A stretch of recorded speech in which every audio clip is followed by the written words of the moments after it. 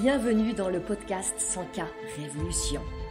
Je suis Anne-Valérie Raucourt, je suis coach et mentor pour les femmes déterminées à développer leur entreprise en quittant les diktats, en affirmant qui elles sont, en faisant ce qu'elles aiment, en vivant plus de liberté et de joie. Ici, nous célébrons la puissance des femmes qui disent oui à leurs talents et les mettent au service d'un business florissant et d'une vie extraordinaire. Ce podcast vous montre comment appliquer les principes de l'énergie, du mindset, de la spiritualité et des stratégies alignées pour créer un succès indécent en partant de vous.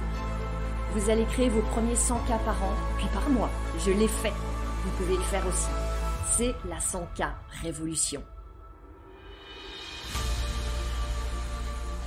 Bonjour Pascaline. Bonjour Anne-Valérie. Je suis très heureuse de t'accueillir dans le podcast aujourd'hui. Merci. Ça a vraiment du sens et de l'importance pour moi et j'expliquerai tout à l'heure plus particulièrement pourquoi. Mais pour moi, c'est important de commencer par très rapidement te présenter. Je te laisserai surtout te présenter et aussi dire quelques bribes sur c'est quoi l'histoire de ce fameux livre dont on va parler dans ce podcast.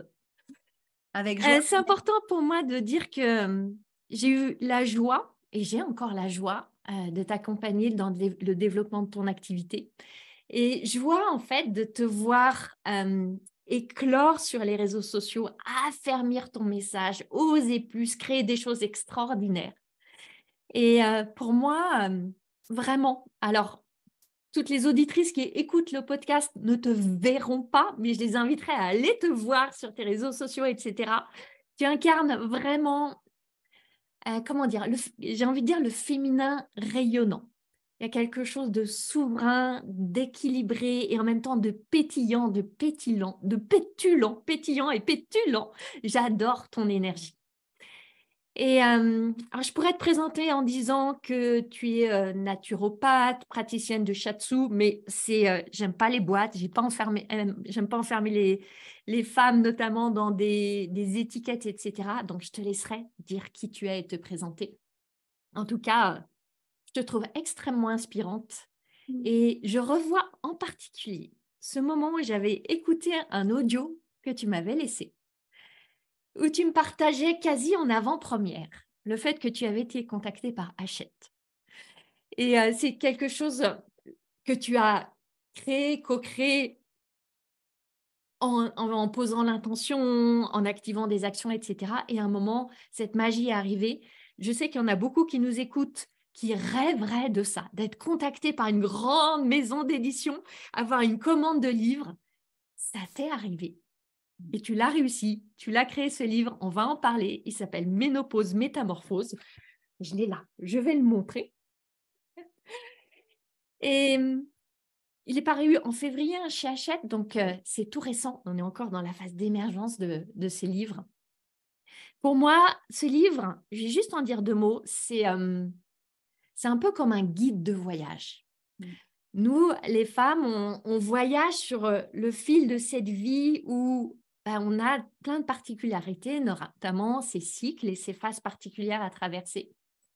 C'est un sujet super sensible, la périménopause dont tu vas nous parler, qui est quasi tabou. Moi, mon expérience personnelle, c'est que ma mère m'en a jamais parlé. Dans ma lignée de femmes, personne ne m'en a jamais parlé. Et je suis arrivée dans cette phase vraiment démunie. Et cet ouvrage-là, il est à point nommé maintenant, mais j'aurais adoré l'avoir il y a quelques années. Parce que tu abordes avec beaucoup de délicatesse, beaucoup de tendresse et aussi de vérité et sans tabou. Voilà, tous ces sujets dont on parle peu, sauf dans certains cercles de femmes, et heureusement, mais qu'on n'a pas eu la chance d'avoir une éducation qui nous a éveillés à ça. Eh bien, moi, je me suis sentie vraiment démunie. Et c'est pour ça que, comme je te l'ai déjà dit, pour moi, ton livre, c'est un ouvrage d'utilité publique que la sécurité sociale devrait envoyer à toutes les femmes. Ceci étant posé, j'aimerais maintenant, Pascaline, que tu te présentes et que, à ta manière, tu nous partages l'histoire de ce livre, dont j'ai donné juste un petit aperçu. Merci Anne-Valérie, merci beaucoup déjà pour ton introduction. Et Alors, c'est vrai que se présenter sans se mettre dans un cadre, ça relève de l'équilibrisme. Donc, moi, je vais dire que j'accompagne les femmes dans la meilleure compréhension et connaissance de leur cycle menstruel et dans la traversée de la périménopause. Tu as dit que mon livre, c'est comme un voyage, et en fait, c'est vraiment ça que je l'ai construit. C'est-à-dire que on va traverser cette phase, cette transition comme un voyage, comme un merveilleux voyage. Et parfois, dans les merveilleux voyages, il y a des moments plus agréables et des moments moins agréables. Eh bien, ça fait partie du voyage. Et c'est cette traversée-là que je propose, en fait, dans mon ouvrage. Donc, effectivement, tu l'as dit, je suis naturopathe et praticienne de shiatsu. Ça va faire maintenant une quinzaine d'années.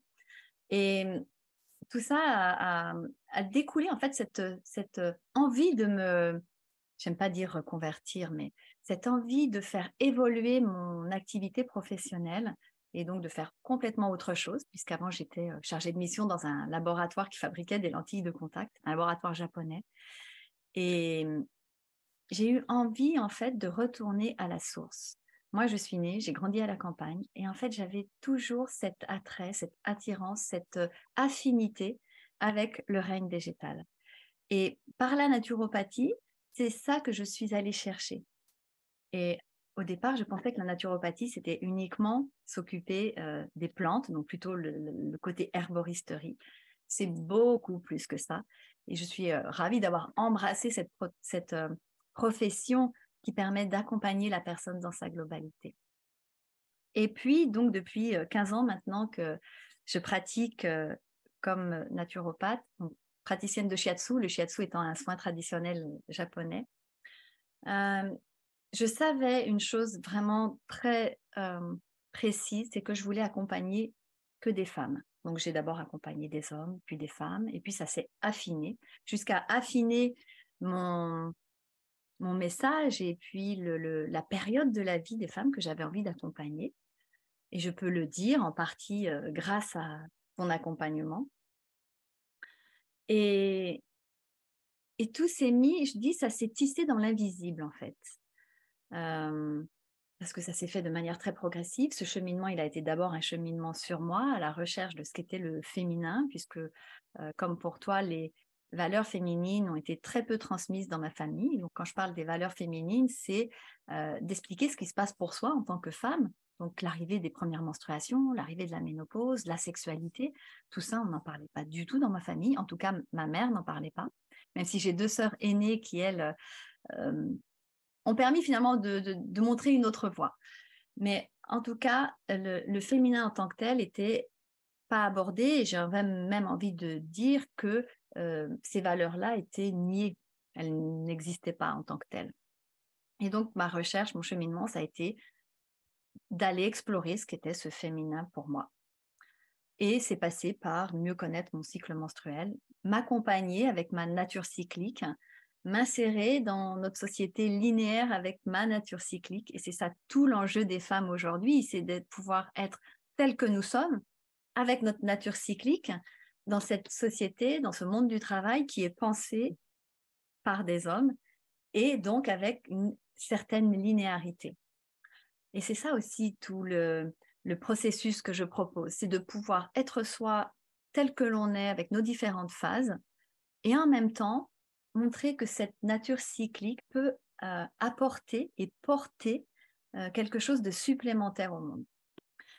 Et ce livre, comment il est né? Eh bien, effectivement, après avoir cheminé à tes côtés pendant 9 mois avec Business DS, qui n'existe plus, je crois, qui a été remplacé par Sanka, j'aime bien dire Relovution, parce que il y a Love, donc c'est Révolution, mais Relovution. Sur le logo, j'ai essayé de le faire apparaître, tout le monde ne le voit pas, mais merci de l'avoir vu parce que je n'ai vu que ça, j'ai vu le Relovution.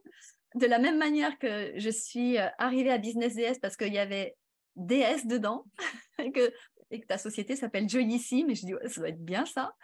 Donc c'est vraiment sur des mots. Et quand j'ai vu Révolution, mais moi j'ai lu Rélovution, j'ai dit c'est pour moi. Et donc après les 9 mois d'accompagnement avec Business DS, en tout cas j'avais un message qui était beaucoup plus clair à porter sur ce que j'avais envie de montrer au monde et l'accompagnement que j'avais envie de proposer aux femmes. Et c'était bien entendu sur la périménopause. Et il me manquait de la matière pour préparer cet accompagnement en ligne. Et en riant, mon mari me dit, mais écoute, tu n'as qu'à écrire un livre. Et j'ai dit, non, mais ça va pas. Il me dit, mais non, juste pour faire ta matière. Et je dis, tu as raison, je vais écrire un livre pour moi. Donc ça, c'était en mai 2022. Il faut savoir que j'avais quand même fait un atelier d'écriture en avril 2022. Mais voilà, quand on est entrepreneur, parfois, voilà, il faut s'y mettre. C'est pas toujours facile. Ça demande vraiment un engagement, une détermination au quotidien. Et en juin, il y a une femme que je connais, que j'ai rencontrée lors de mes études de naturo, dont j'étais la tutrice, qui me laisse un message. Donc elle a déjà écrit 2 livres chez Hachette. Et je sentais qu'elle était un peu gênée de me proposer d'écrire un livre sur la ménopause. Et avant d'écouter son message, je savais ce qu'elle allait me proposer. C'était là. J'avais un drapeau qui s'était allumé, livre sur la ménopause. Et donc, quand j'entends ces mots, mon éditrice me propose un livre sur la ménopause, mais ça ne m'intéresse pas et je n'ai pensé qu'à toi. Alors là, ça a été un oui. J'ai embrassé cette proposition avec une confiance, mais absolue. Au départ, je disais, c'est insouciant. Mais non, c'est pas de l'insouciance, c'est de la pleine confiance que c'était pour moi. C'est-à-dire que tout s'alignait. J'avais cheminé depuis 12 ans au sujet du cycle menstruel, du féminin. J'ai traversé la périménopause. J'ai exploré énormément de ressources pour pouvoir être mieux soutenue pendant ce passage. Maintenant, c'est derrière moi, la ménopause, mais j'en ai encore, j'en ai encore la mémoire et l'empreinte, en tout cas, de ma nature cyclique. Et puis, j'avais cheminé avec toi, donc j'étais prête, quoi. Et en fait, ce qui est très drôle, c'est que je ne savais pas quelle forme ça allait prendre, ma mise au monde. Et j'étais restée ouverte, comme je le suis d'ailleurs encore aujourd'hui, à ce qui allait se proposer, de pouvoir accepter ce qui arriverait. Et ça a été l'écriture d'un livre. Donc, j'ai accepté, surtout qu'on me demandait de l'écrire en 3 mois, ce qui était un défi supplémentaire, le défi de l'écriture, effectivement, puisque c'est mon premier livre, le défi du temps. Et à chaque instant de ces 3 mois, je n'ai été que portée par l'enthousiasme et la joie et la confiance que c'était possible. Et puis, ça a été possible. Et donc, ce livre représente plus que juste le livre. Ça représente la place que je prends, moi, aujourd'hui, après avoir cheminé par toutes ces phases, et notamment la phase de la périménopause, puisque je dis que la ménopause, l'après-ménopause, c'est le 2e printemps, comme le nomment les Chinois. En tout cas, moi, ça me faisait bien plus rêver d'imaginer un 2e printemps que d'imaginer une invisibilisation des femmes ou de m'identifier à ce qui est dit de nous à ce moment-là, au moment du passage de la ménopause. Et donc, j'avais toujours en tête ce 2e printemps, mais je ne savais pas comment il allait arriver. Donc, pour moi, c'est vraiment la manifestation de ce qu'est le potentiel d'une femme après la ménopause, de comment on s'aligne encore plus avec notre être essentiel, avec notre créativité, avec ce qu'on a envie de montrer au monde et de la place que nous avons envie de prendre et que nous pouvons prendre. Donc, ça a été ça et d'avoir en plus fait l'expérience de la manifestation, parce que tout le monde en parle, mais ça se passe comment en vrai? Donc, en tout cas, ça tombe pas du ciel. Donc, si, ça tombe un peu du ciel, mais dans l'invisible, il faut avoir tissé beaucoup quand même. Il faut avoir des bonnes racines, bien ancrées, pour que ça puisse venir s'incarner. Ça ne s'incarne pas dans du vide, ça s'incarne dans quelque chose qui est solide, qui est plein, qui est rempli et qui est prêt à accueillir. Et donc, c'est pour ça que ce livre, c'est plus que juste l'histoire de ce qu'est la ménopause. C'est toute l'expérience d'une traversée, une mise au monde et une manifestation de ce qui peut se tramer, de ce qu'on peut mettre en place. Et surtout, un message d'espérance que tout ce qu'on fait porte ses fruits. Et ça, c'est vraiment précieux pour moi, parce que finalement, ça peut être le message de toute une vie, en quelque sorte. J'adore le fait qu'il y ait comme ça des tiroirs dans l'histoire, en fait. Parce que rien que l'histoire de la conception et la mise au monde de ce livre, c'est une histoire en elle-même. Et j'ai envie de te dire déjà, et je te l'ai déjà exprimé, chapeau pour avoir donné naissance en 3 mois à un livre. Je sais, pour en avoir écrit un, ce que ça requiert d'engagement, de dévotion, d'organisation dans le temps, de sacrifice aussi, parce que l'écrire en 3 mois, c'est extraordinaire. Et quand tu dis qu'en mai, tu as été contacté, il est sorti en février, mais c'est un délai pour une grosse maison d'édition comme ça qui est extrêmement court.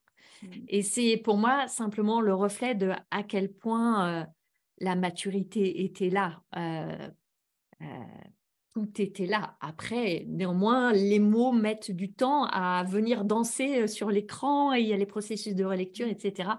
Donc, je suis vraiment admirative de comment est né ce processus, comment tu l'as vécu, la création au bout du compte.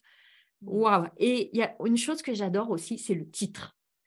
Ce titre-là, je trouve vraiment puissant. Je ne sais pas comment il t'est venu, et puis je serais très curieuse de le savoir, parce que pour moi, il y a ce mot de ménopause qui, pour moi, dans mon monde, dans mon histoire, est un mot un peu lourd, un mot qui évoque presque, je vais y aller un peu fort, mais un peu une déchéance, quoi. Tu es sur la Oui, pente c'est sûr. descendante. Mais c'est clair, tu peux Et le c'est ce dire, qu'on c'est nous ça. renvoie. Mmh. On est bonne à mettre au placard, à surtout plus être Mmh. trop visible. Voilà, et ce mot-là, il cristallise tellement de préjugés et que je porte. Hein, et grâce à ton livre, je suis dans le processus de transformation. Et à côté de ça, tu as ce mot métamorphose qui évoque l'espérance, l'expansion, les nouvelles possibilités, l'évolution. Il y a 3 ans, le mot de mon année, c'était métamorphose. Je l'adore ce mot. Et donc, l'alliance de ces deux mots-là, je la trouve extraordinaire. Comment est-ce que tu as eu cette idée-là? Et qu'est-ce qui est... Moi, j'ai évoqué là ce que c'est pour moi. Quel est le message et l'intention pour toi derrière ce titre-là? J'ai bataillé pour avoir ce titre. C'est vrai. En fait, quand j'ai commencé à me dire que vraiment c'était les femmes qui abordaient cette période de leur vie que j'avais envie d'accompagner, j'ai créé un groupe Facebook qui s'appelait Trajectoire Ménopause Sublimée. Parce que pour moi, c'est pas un instant T la ménopause, c'est vraiment plus que ça. Je l'ai dit en préambule, c'est un voyage. Et dans ce que je voulais proposer, c'était une trajectoire. C'est pas que ça s'arrête, on est sur un fil qui, voilà, on passe, on s'arrête pas à la ménopause et ça s'arrête là. C'est une trajectoire. Et ménopause sublimée, ça parlait pas du tout à Hachette. Et moi, comment dire, au-delà de l'écriture, tout ce qui est graphisme, couverture et titre, bien sûr que c'était avec mon accord, mais j'avais très peu de marge de manœuvre. Et quand l'éditrice en août me dit, donc il faut savoir que j'ai commencé en fait à écrire le 18 juillet. Parce que j'ai vu l'éditrice le 1er juillet, ou ça doit être un samedi, donc peut-être le 3. Je partais une semaine en retraite de méditation, donc j'ai dit je n'écrirai que à partir du 18 juillet. Donc je la voyais un peu bon. Et en août, elle me dit bon, mais ce serait quoi le titre? Parce que ce que je ne savais pas, c'est que ils envoient à toutes les plateformes les livres qui vont sortir.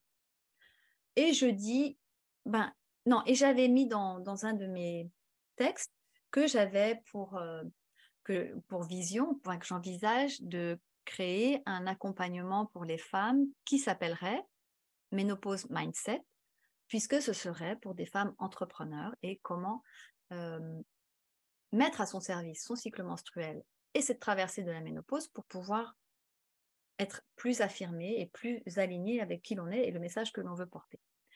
Et en fait, sans me demander mon avis, elle s'est emparée de ce titre. Donc, en septembre, c'était Ménopause Mindset qui apparaissait partout.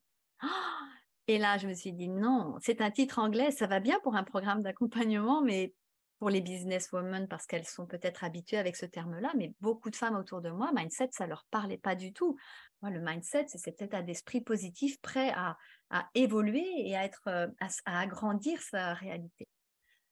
Et voilà, je suis à peine laissée infuser. J'ai dit, mais en fait, c'est ménopause, métamorphose. D'abord, ose, parce que pour moi, c'est ça. Il faut oser à un moment donné à la ménopause et en tant que femme aussi. Et donc, j'ai dit ménopause, métamorphose. Et j'ai dû batailler un peu. J'ai été très soutenue dans dans ce titre par une éditrice qui m'était attitrée dans toute la phase de relecture. Mais il est parti chez l'imprimeur le 18 décembre et le 10 décembre, je recevais encore une proposition de couverture avec les 2 titres. C'était pas gagné. Voilà. Et voilà, j'ai été soutenue pour que ce soit Ménopause Métamorphose.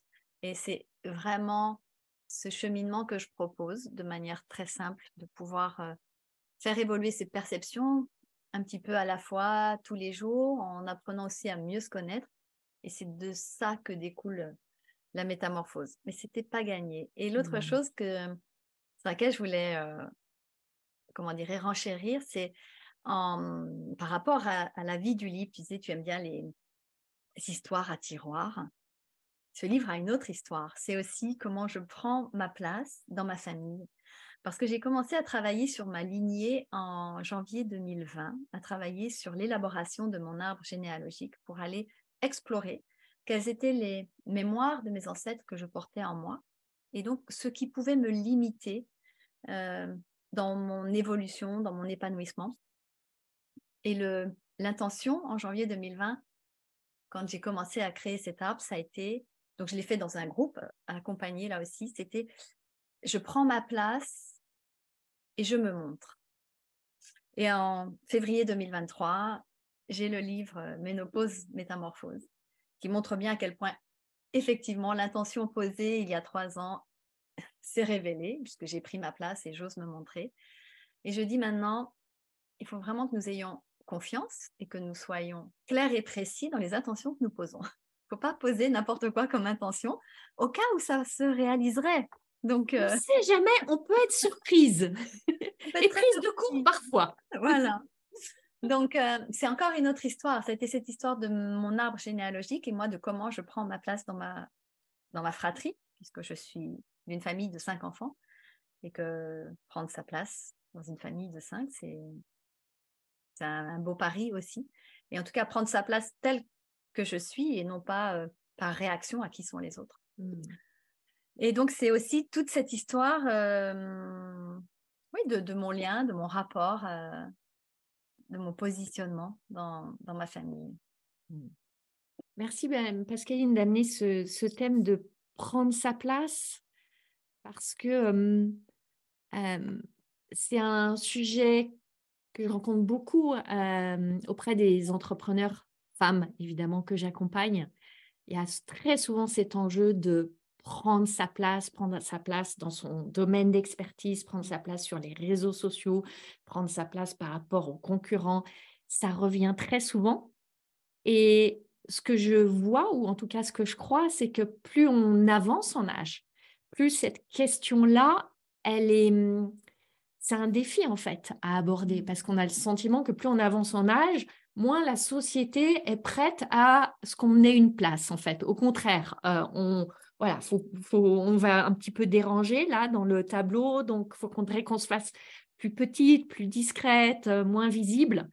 Et déjà, pour beaucoup de femmes, quel que soit leur âge, il y a cet enjeu-là. Quand on est entrepreneur, c'est franchement difficile d'échapper à un moment, d'une manière ou d'une autre, à se montrer, s'exposer, parler, prendre sa place. Et dans ton livre, justement, tu nous invites à vivre, j'adore ton expression, pleinement ce deuxième printemps. Et on est dans le printemps là, on le voit. Chaque fleur prend sa place, chaque couleur prend sa place. J'ai un jardin extraordinaire et chaque jour, c'est une explosion. Donc, j'aime beaucoup cette métaphore du deuxième printemps. Et on est là entre entrepreneurs. La plupart des femmes qui nous écoutent sont des entrepreneurs. Et j'aimerais que tu nous partages, toi, en tant que femme entrepreneur, comment est-ce que tu vois cette différence d'être entrepreneur à 30 ans ou à 40 ans, 50 ans? Quelles sont les différences? Et là où on pourrait croire que peut-être quand on se lance à 40, à 50 ans, ça va être plus difficile, on va plus batailler, on va avoir plus d'épreuves, on est moins outillé. En quoi est-ce que, dans la perspective que tu nous offres, en fait, c'est une force, on a des atouts. J'aimerais bien que tu nous parles de ça. D'abord, le premier atout, je pense, c'est que en avançant en âge. En tout cas, c'est ce que j'ai expérimenté et c'est ce que je vois aussi autour de moi pour beaucoup de femmes. C'est que on est plus délesté du regard extérieur.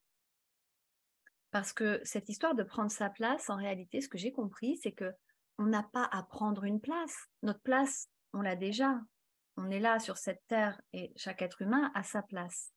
Ce que j'ai compris, c'est que j'avais à rayonner à partir de ma place. Et donc, à partir du moment où on se dit, ben, je suis à ma place, j'ai ma place, puisque je suis un être humain qui est arrivé sur cette terre et que donc je vaux autant que tous les autres, je suis déjà à ma place, je me remets à mon centre. Et c'est à partir de cette place-là que je vais pouvoir, en partant de moi, faire émerger des choses, commencer à rayonner autour de moi, à pouvoir me montrer. Donc, prendre sa place, si on imagine qu'on a quelque chose à prendre, effectivement, c'est difficile parce que ça peut vouloir dire batailler, pousser quelqu'un, me mettre à sa place, me comparer, et là, on se perd totalement de vue. Donc, moi, ça a été très bénéfique de comprendre ça, qu'en fait, ben, je suis à ma place. Je n'ai pas de place à prendre. Aucune, parce qu'elle est déjà là. Je suis assise là, sur mon siège et soutenue par la terre et je suis à ma place. Et c'est vrai que cette histoire de prendre sa place, je pense que ça nous vient du patriarcat et de comment les hommes, par leur regard, mettent les femmes en compétition. Donc c'est vrai dans le jeu de la séduction, dans le jeu amoureux, mais je pense que nous nous sommes appropriés cette façon de faire dans tous nos autres domaines. Et prendre sa place, c'est pas juste se dire, OK, comment je vais batailler pour pouvoir me montrer, être plus présente, etc. Et surtout ne pas attendre que ce soit la société qui nous donne une place. Mais c'est à nous de partir de là où on en est, de comprendre que finalement, nous avons à renouer avec ce qui est ancestral pour les femmes et qui est fondamental, qui s'appelle la sororité. Mais pas cette fausse sororité où on se dit oui, on est toutes sœurs et on s'aime. Non, c'est comment on se soutient les unes les autres pour pouvoir nous propulser mutuellement. Alors que si on se dit je prends ma place, c'est peut-être je prends la place de quelqu'un d'autre. Moi, je le vois plutôt comme un maillage qui se crée de connexion, de relations entre femmes. Nous allons pouvoir nous soutenir, nous propulser et être toutes ensemble, chacune à nos places, à pouvoir rayonner et montrer que quelque chose de différent est possible. Et en tant qu'entrepreneur, bien sûr que donc moi, j'ai commencé à être entrepreneur à l'âge de 40 ans et pour vraiment être tout à fait honnête, je n'investissais pas cette place pleinement comme étant une manière d'avoir une activité professionnelle.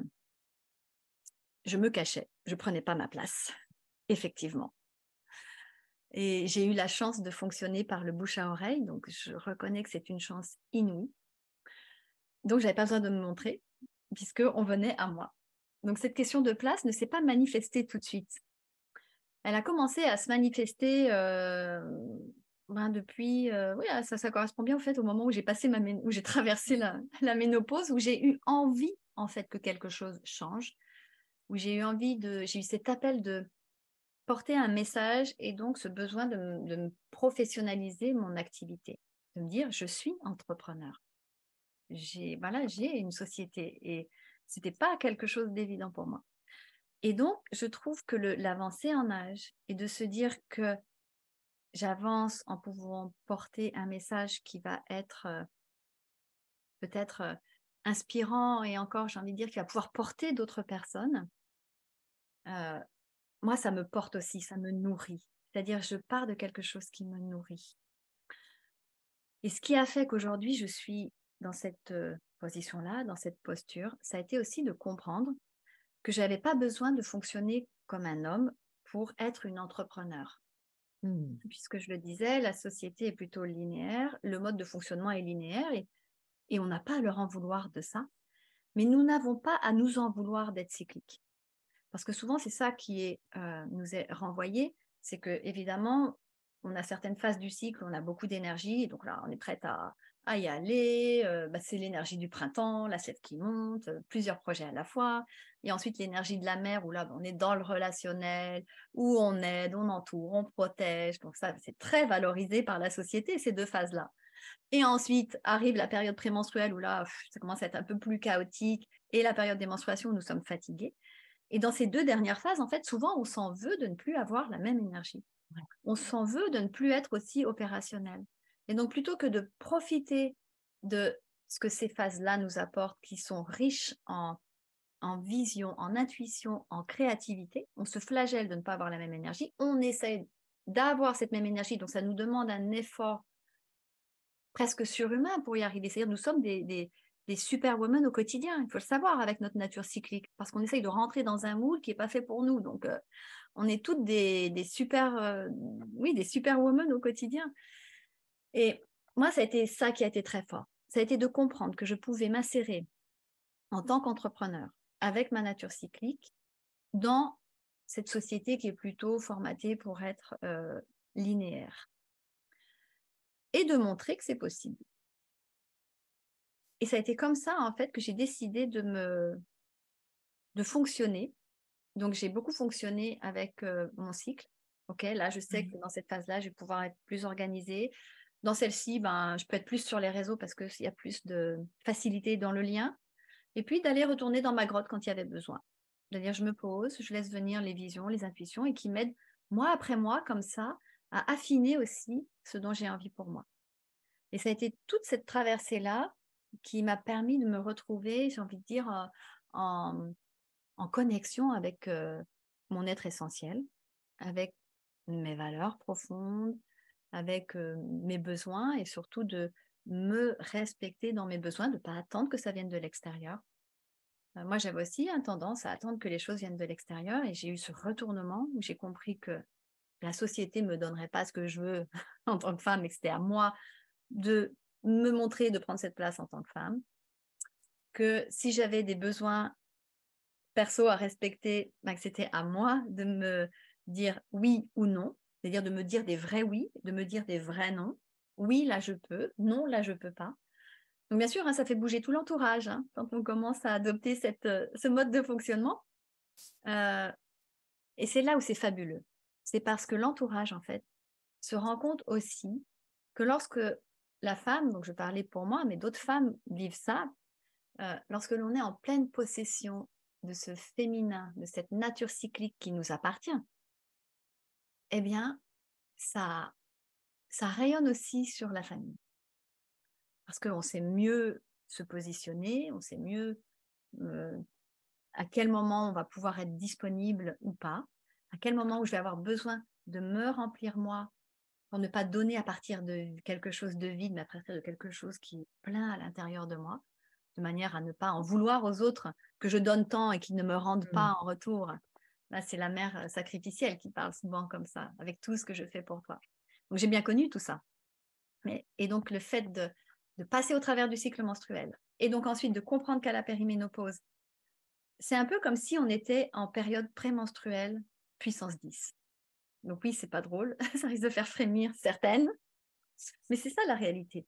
C'est qu'on passe une période qui est... Alors, ce que je voudrais dire aussi, c'est qu'il y a des femmes qui n'ont rien, qui n'ont aucun symptôme. Oui, tu le dis dans ton livre et voilà, c'est rassurant parce que celles qui n'y sont pas encore et qui lisent l'ouvrage peuvent se dire « Oh, mais c'est affreux ce qui va m'arriver, je préfère quitter la Terre avant. » Non.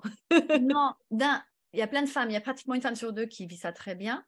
Et puis deux, ce que j'invite, c'est que oui, il peut vous arriver des choses, mais on a les ressources. Parce que ce qui va faire la différence, c'est la manière dont je vais traverser ces moments qui vont être plus difficiles. C'est pas ce qui nous arrive, on le sait bien que c'est pas ce qui nous arrive qui compte, c'est la manière dont je le perçois, c'est ce que je vais en faire après. Donc moi, ce que j'invite, c'est ça, c'est cultivons la manière de traverser les expériences, quelles qu'elles soient, agréables et désagréables, de ne pas vouloir fuir le désagréable parce que c'est une illusion d'imaginer qu'il n'y en aura pas. Dans tout ce qu'on vit, je ne parle même pas juste de la périménopause. Je déjeunais hier avec une amie qui me...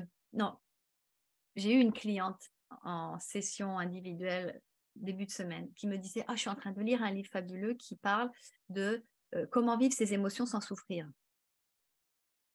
Et là, je dis « Mais c'est une illusion. Rencontrons cette souffrance, parce que sinon on s'en fait une montagne et on pense que c'est intraversable, alors que quand on est dedans et on se dit, ben, ok, viens, montre-moi de quelle tête tu as. Souvent, c'est beaucoup plus simple que ce qu'on pouvait s'imaginer. Donc, c'est cette capacité à traverser les expériences de vie, quelles qu'elles soient, et donc l'expérience de la périménopause avec des ressources. Et c'est ça qui va faire la différence. Donc, oui, je peux vous entendre vous dire que oh là là, c'est horrible, c'est une catastrophe, j'ai pas envie d'en entendre parler. Mais en même temps, c'est comment je prends ma responsabilité d'aller vers ce deuxième printemps. Comment je m'engage envers moi-même pour mettre en place des choses pour moi, pour aller vers ce deuxième printemps. Et en fait, c'est la même chose quand on est entrepreneur. C'est comment je m'engage envers moi-même pour mener à bien cette entreprise. C'est comme aller vers son deuxième printemps, en fait, cette histoire d'entrepreneuriat. Donc, c'est une traversée avec des épreuves qu'on peut transformer en expérience, en reprendre des enseignements et que ça nous serve. Et la traversée de la périménopause, c'est ça. C'est-à-dire que tout nous revient puissance 10. Oui, je sais. C'est-à-dire que ce qu'on a mis sous le tapis bien gentiment peut réapparaître. Et les plus belles intentions qu'on sème peuvent aussi se manifester. Et heureusement que tu as ouvert avec ça aussi, Pascaline, parce que c'est aussi dans cette magnifique période que tu as créé ces somptueuses manifestations. C'est exactement ça. C'est-à-dire que tout est possible à ce moment-là de la vie. C'est-à-dire que si vous comprenez que la période prémenstruelle, tout est possible, et c'est le beau qu'il faut aller chercher, eh bien, c'est possible aussi à la périménopause. C'est pas juste tout ce qui est décrit. Et surtout, il faut se désidentifier de ce que la société te dit pour vous réapproprier. Mais qu'est-ce que je veux pour moi? Et moi, c'était clair. Moi, je voulais vivre ce deuxième printemps. Je me demandais à ce que ma ménopause se passe bien. J'ai eu des hauts et des bas. Et c'est très drôle d'ailleurs, mais je me demandais vraiment ça. Et ça y est, quoi. Aujourd'hui, ça y est, ma ménopause est terminée depuis maintenant 2 ans et demi. J'aime bien rester encore sous l'empreinte de la nature cyclique, donc je me connecte souvent au cycle de la Lune, aux différentes phases de la Lune. Et en même temps, je sens bien que je suis plus devenue plus linéaire et en connexion avec le rythme des saisons, par exemple. Et moi, j'invite vraiment les femmes à remettre à l'honneur leur nature cyclique pour ne plus la subir, ne plus en dépendre, mais pour coopérer avec elle. Et nous montrer au monde tel que nous sommes.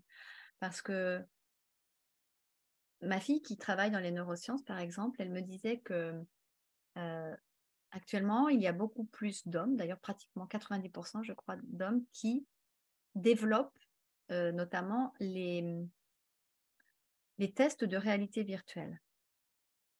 Donc, développé par un cerveau d'homme, ça veut dire qu'il n'a pas un cerveau de femme. Il n'a pas la même sensibilité. Il n'a pas le vécu. Et donc, on se retrouve avec une société où il va y avoir plus qu'une seule vision et on pense que c'est ça la normalité. Et on demande aux femmes de venir dans ces métiers-là pour coder, pour créer les tests, notamment de réalité virtuelle, pour qu'il y ait une plus grande diversité de ce qui est possible en tant qu'être humain. Et je trouve que c'est hyper intéressant parce que la manière dont nous, on fonctionne et dont on va se montrer au monde, ça participe aussi à ça, à ce qu'il n'y ait pas qu'une seule vision d'un certain mode de fonctionnement, mais d'ouvrir sur plusieurs façons de faire et qui sont tout aussi valables les unes que les autres. Et ça commence pour que les femmes, pour en revenir à l'expression tout à l'heure, osent prendre leur place dans ces secteurs, ces métiers, etc. Ça commence et la dimension de responsabilité est extrêmement importante pour moi, qu'on assume la responsabilité d'accueillir qui nous sommes, d'accepter ces phases qu'on traverse, de cesser d'y résister. Et pour revenir sur un voyage ou presque de voyage de l'héroïne, c'est presque ça en fait. En tant qu'héroïne, on nous amène ce qui est quand même, j'ai envie de dire, une épreuve, parce qu'il y a des douleurs, des défis, des changements, c'est une forme d'épreuve. Et quand on plonge dedans, quand on l'embrasse, quand on accepte de la vivre pleinement, ça nous équipe, ça nous outille d'armes magiques et de poudre extraordinaires pour aller sur tous les sentiers de la vie, en fait. Donc, et les hommes, ils n'ont pas cette opportunité-là, si on veut voir que c'est une opportunité.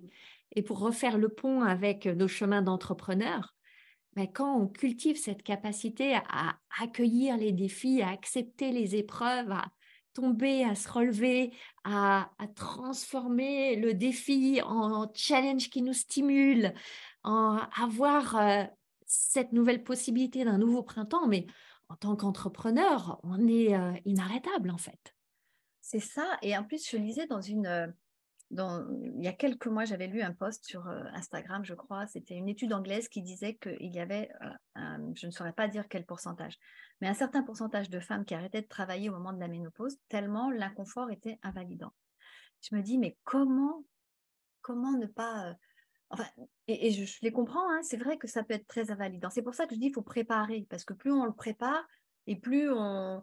c'est comme, voilà, on imagine, tiens, que ça va se passer, comment je vais pouvoir y répondre, alors sans tout formater, mais c'est juste en étant en connexion avec ce qui se passe pour soi en tant que femme qu'on se prépare.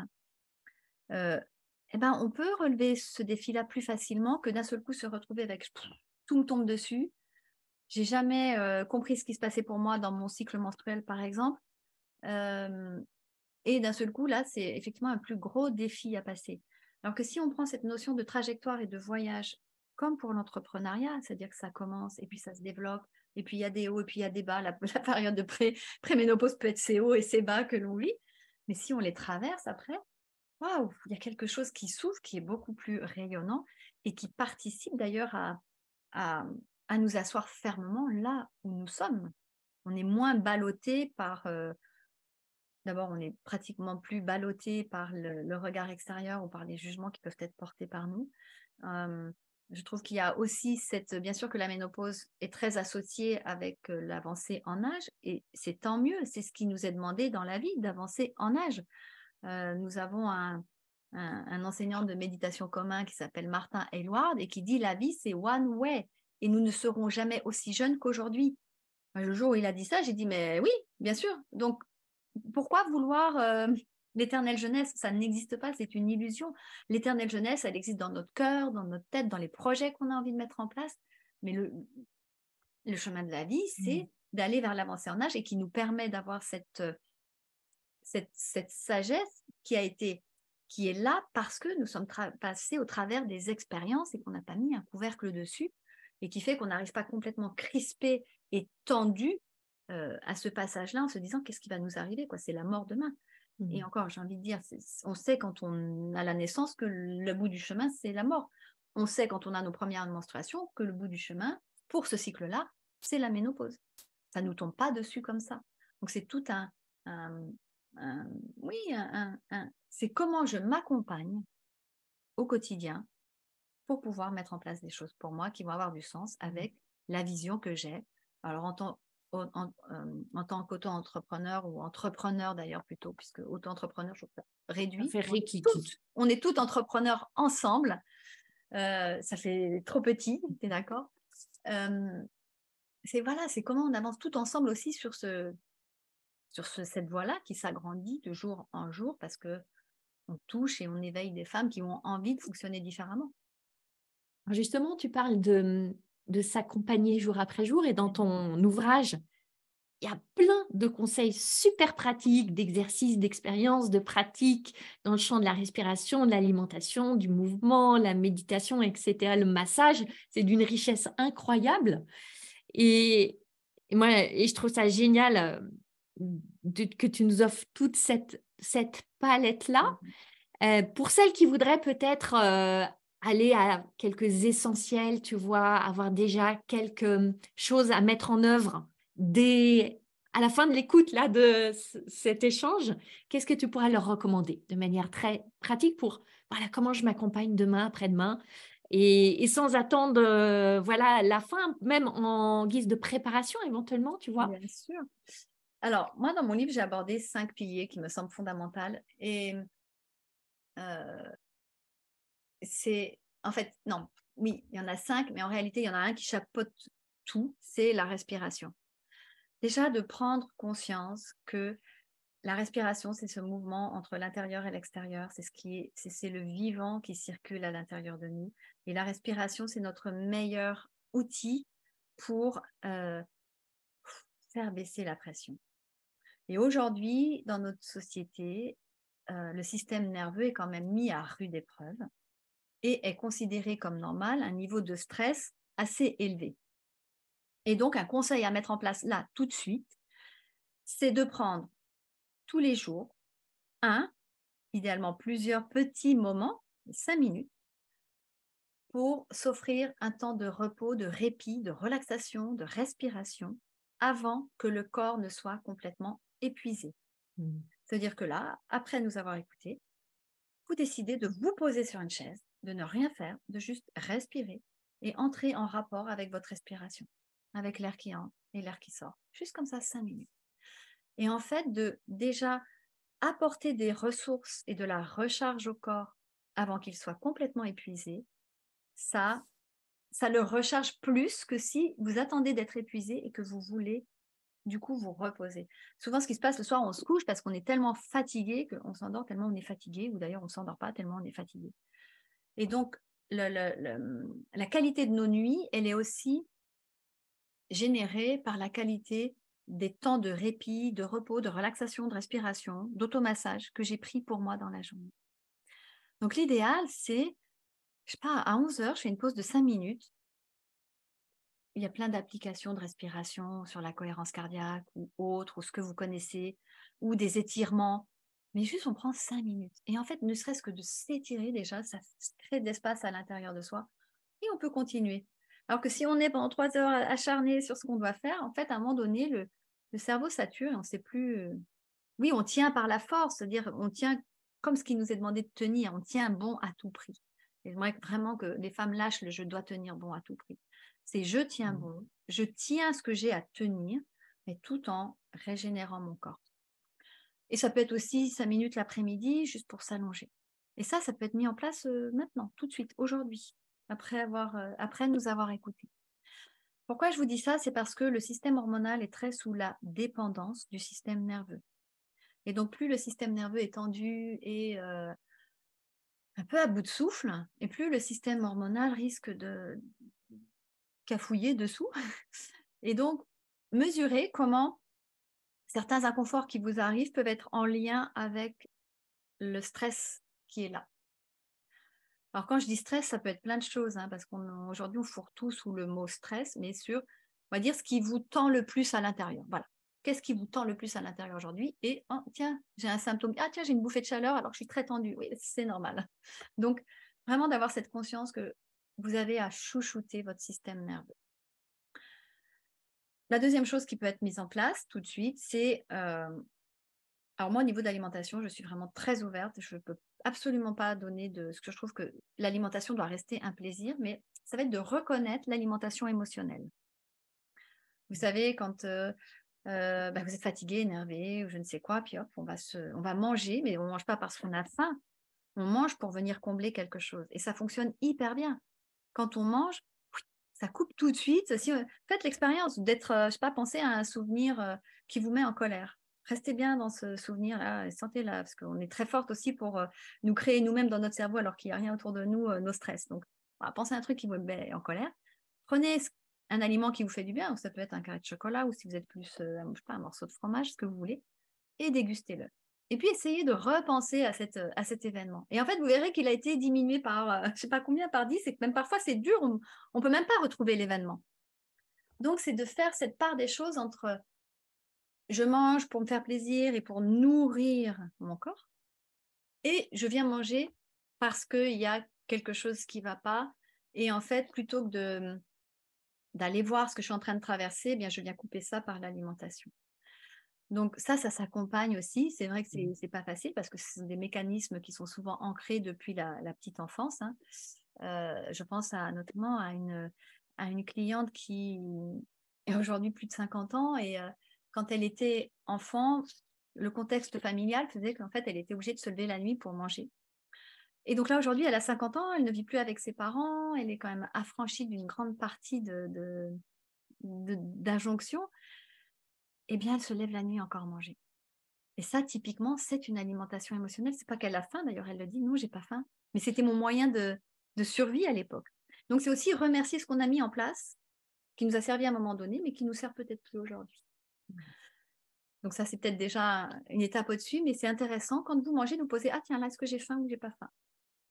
Et si vous avez un doute sur non, là, j'ai pas faim, de boire un verre d'eau, de boire une infusion, ou ce que vous voulez, de vous poser et d'y revenir. Ok, là, en fait, qu'est-ce que je viens combler? Est-ce que j'ai faim ou est-ce que j'ai pas faim? Donc, par rapport à l'alimentation, je donne plein d'autres astuces, conseils à mettre en place, mais je pense que celle-ci, c'est quand même assez important de pouvoir le signaler. Et puis, ce qui est que vous pouvez mettre en place là aussi tout de suite, c'est tout simplement de remettre le corps en mouvement. Donc là, je ne parle même pas d'exercice physique, hein, parce que dans la famille du mouvement, l'exercice physique, ça représente une toute petite partie. Il faut savoir que ce qui compte, ce n'est pas le temps d'exercice physique, mais c'est le temps de sédentarité qu'on passe et qui vient, entre guillemets, abîmer nos corps. Parce que le mouvement, c'est vraiment la nutrition du corps. Et donc, les mouvements, c'est tout ça. Ça peut être des rotations des poignets, d'écarter les doigts, rotation des épaules, des coudes. C'est remettre en mouvement toutes vos articulations. Ça prend, oui, voilà, d'ouvrir à l'arrière. Voilà, de juste remettre en mouvement le corps. Et nous, les femmes, ce qui est très important de remettre en mouvement pour notre santé, la santé de notre utérus et de nos ovaires et de toutes nos sphères génitales, c'est le bassin. Donc, des rotations du bassin, d'avant, arrière. Et ça, il n'y a besoin de rien ni de personne pour le faire. En fait, j'ai voulu dans cet ouvrage aussi vous proposer des ressources qui sont à disposition là, maintenant, tout de suite pour vous. Il n'y a pas besoin d'aller prendre un coach, de faire un cours de yoga, d'acheter je ne sais quoi. Vous pouvez mettre en place tout de suite. Et remettre du mouvement, de la fluidité, c'est essentiel en fait pour la nutrition de notre corps. Moi, ça va faire 3 ans maintenant quand je consulte, ou même quand je travaille d'ailleurs, que je suis assise longtemps dans la journée, je travaille sur un ballon. Et donc, j'ai besoin de m'adapter. Mon corps est toujours un peu en micro-mouvement. Et ce sont tous ces micro-mouvements qui font qu'il y a des choses qui se réajustent. Donc, bien sûr, si vous faites de l'exercice physique, c'est parfait. Mais souvent, on fait toujours le même exercice physique. Donc, on a tendance à développer finalement les mêmes muscles au détriment de d'autres. Donc, ayez cette conscience du mouvement bien plus grand, bien plus global que juste l'exercice physique et dont on a besoin au quotidien. En fait, il y a très longtemps, nos ancêtres, ils bougeaient pour aller chercher de l'alimentation, pour se nourrir. Aujourd'hui, on fait l'inverse. On mange et on va bouger pour éliminer l'excès d'alimentation. Et c'est un peu pareil, c'est-à-dire qu'aujourd'hui, on est assises dans nos canapés confortables et en fait, on bouge pour remettre en mouvement. Donc, le corps, il n'a pas été pensé comme ça. Aujourd'hui, on est en train d'inverser ce que le corps naturellement est prêt à faire et à fournir comme mouvement.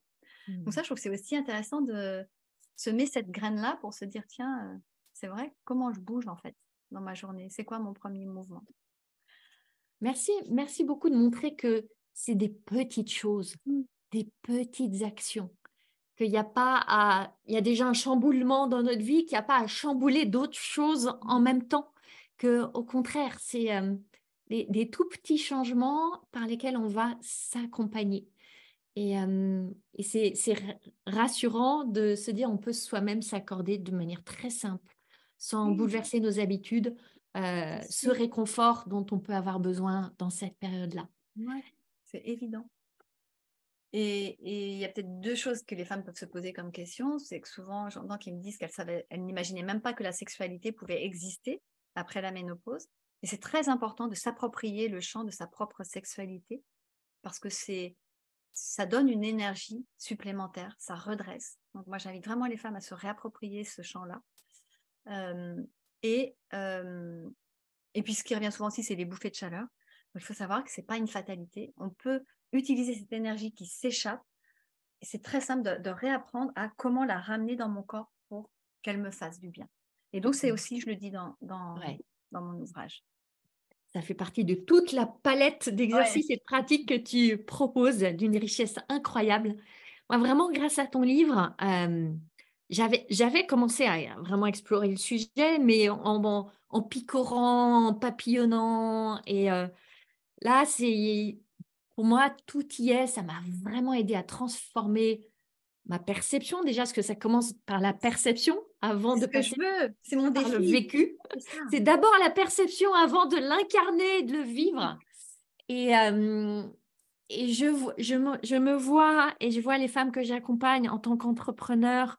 Il y a aussi, on l'a un peu abordé, ce sujet de la comparaison. Alors, tu disais oui, pour certaines, on est dans une phase où on peut plus facilement se libérer du regard d'autrui, de ce que vont en penser. Pas pour toutes, en C'est fait. vrai, c'est Il vrai. y en a qui n'ont pas encore fait ce chemin-là Mm. et qui vont se dire non, mais ouais, elles vont se comparer sur Instagram, les photos des, des vingtenaires, trentenaires rayonnantes, etc. Puis moi, est-ce que je mets un filtre? Je mets pas de filtre? Comment je me montre? Voilà, et puis j'ai mes petits cheveux blancs qui se voient, et puis voilà, j'ai la peau qui tombe un peu. Et la comparaison, déjà, dans l'entrepreneuriat, elle est naturelle, et là, elle est Ouais, amplifiée. ouais, Et donc, ce que je veux dire, c'est que dans ton livre, il y a aussi voilà, plein de choses pour des choses pratiques, mais aussi pour cheminer sur ce grand chemin d'acceptation, de libération. Et c'est un grand mot pour moi, libération, et c'est vraiment un processus qu'on plonge dedans qui peut c'est nous ça. amener à cette libération, dans le sens où on est invité à redéfinir qui on veut être en fait. Mm. Qui, Complètement. qui, qui je veux être, comment je veux me montrer, comment je veux agir, comment je veux ressentir, et reposer des choix, refaire des choix Mm. et rechoisir quel type de vie on veut vivre et rechoisir la vie tout court, quoi. De vivre pleinement ces magnifiques années qui nous restent. Donc, c'est ça, je trouve, l'énergie de ton ouvrage, et c'est bon, et c'est beau, et c'est un cadeau Ouais. pour toutes celles qui le découvriront. Quel serait ton dernier message à transmettre à toutes celles qui nous écouteront? D'oser. Dans ménopause, il y a ose. Dans métamorphose, il y a ose. Et c'est oser. Qu'est-ce qu'on risque à oser en vrai? On risque rien. Et si on le fait pas, on ne sait même pas en fait ce qu'on pourrait avoir. Donc, c'est d'oser faire ce qui vous est cher. D'oser aller vers ce qui vous tient à cœur. D'oser aussi lever les voiles d'ombre, hein, parce que dans oser, c'est tout ça. C'est oser aller vers qui vous êtes vraiment. Et ce deuxième Mmh. printemps, c'est à ça qu'il nous invite. Et c'est à partir de ça, de ce rayonnement-là, de tout ce que... Puis ça, c'est un chemin de toute la vie hein, aussi en même temps. Ça ne s'arrête pas juste après la ménopause, hein. Oser. Mais déjà, voilà, c'est de se dire qu'on peut se montrer tel que nous sommes. Et que se créer un réseau de soutien de femmes, je trouve que c'est précieux d'avoir des, oui, des vraies personnes sur lesquelles pouvoir compter. La puissance des femmes réunies, tu sais comme ça m'est cher, et c'est pour ça que j'ai tellement à cœur d'accompagner uniquement des femmes et des femmes en communauté.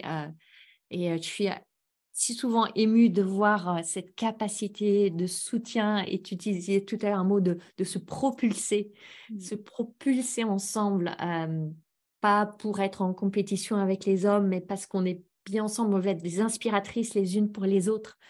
Et je trouve ça de toute beauté, en fait. Mm. Mm. Pascaline, où est-ce que toutes celles qui voudront te retrouver peuvent te retrouver sur les réseaux sociaux, un site? Quels sont les points de rencontre avec toi? Alors, il y en a plein. Donc oui, sur Instagram, moi je suis nouvelle sur les réseaux, donc Instagram, Facebook, vous pouvez me retrouver sous mon nom, Pascaline Labroso. J'ai également un site internet dont j'ai mis 9 ans à accoucher, donc voilà, c'est encore un gros bébé. Qui réunit pas mal mon actualité et qui est en cours d'évolution lui aussi. En séance individuelle, en visio ou en présentiel. J'organise une retraite de ressourcement le premier week-end de juin. Donc ça, vous le retrouvez Mmh. aussi sur les réseaux. C'est aussi cette retraite de ressourcement, c'est voyage au cœur de l'énergie féminine. J'ai un accompagnement en ligne pour accompagner la périménopause qui sort en juin. Mmh. Et bien sûr, mon livre sur chez votre libraire préféré ou toutes les plateformes en ligne. Et également, j'ai un podcast qui s'appelle Au cœur de la femme, qui est disponible sur toutes les plateformes de diffusion des podcasts. Et dans lequel je partage là, les premiers épisodes, c'est vraiment sur la nature cyclique. Vous retrouverez tous les principaux lieux de rencontre avec Pascaline dans les notes du podcast. On mettra tous les liens pour que vous puissiez la retrouver et poursuivre éventuellement un bout de chemin avec Pascaline. Merci infiniment, Pascaline. C'était vraiment une joie pour moi. Je sais que c'est un moment qui aura été précieux pour beaucoup des femmes qui nous écoutent. Et je te laisse un dernier mot de la fin. Oh là là, alors si tu me laisses le mot de la fin, je peux lire le passage dans mon livre. On va finir avec ce magnifique passage. Ah oui, de Jane Fonda. Et donc, c'était dans une conférence qui s'appelle Life's Third Act, donc le troisième âge de la vie. Et c'était un TEDx en 2011. Nous avons la capacité d'agir. Nous sommes les sujets de nos propres vies. Mais très souvent, beaucoup, sinon la plupart d'entre nous, quand nous atteignons la puberté, nous commençons à nous soucier de nous intégrer et de plaire. Nous devenons les sujets et objets de la vie des autres. Mais maintenant, dans notre troisième acte, il nous est peut-être possible de revenir là où nous avons commencé. Si nous pouvons le faire, ce ne sera pas seulement pour nous-mêmes. Les femmes âgées sont démographiquement les plus nombreuses dans le monde. Si nous pouvons revenir en arrière et nous redéfinir et devenir entières, cela créera un changement culturel dans le monde et donnera un exemple aux jeunes générations afin qu'elles puissent ressaisir leur propre vie dans sa durée. Voilà, je trouve que c'est très inspirant et comme mot de la fin, ce sont des graines semées pour toutes. Merci infiniment, Pascaline. Merci à toi, Anne-Valérie. Vous avez aimé ce podcast ? Vous pouvez aider d'autres entrepreneurs à le découvrir. C'est très simple. Vous laissez une note et un commentaire sur votre plateforme d'écoute préférée. Vous pouvez aussi partager le visuel ou une capture écran en me taguant sur vos réseaux sociaux. Un immense merci.